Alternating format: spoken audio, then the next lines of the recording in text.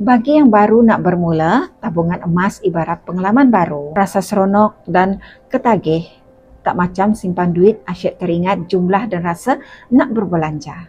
Emas pula semakin banyak, makin rasa nak tambah tabungan. Ianya boleh dijadikan satu hobi yang menguntungkan.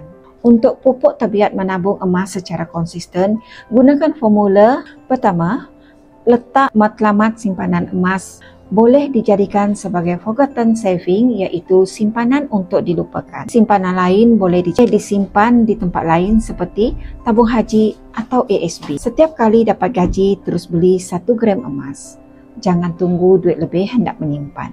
Sampai bila-bila pun memang tidak akan ada duit lebihan. Disiplin menyimpan yang betul ialah simpan dahulu, belanja selebihnya.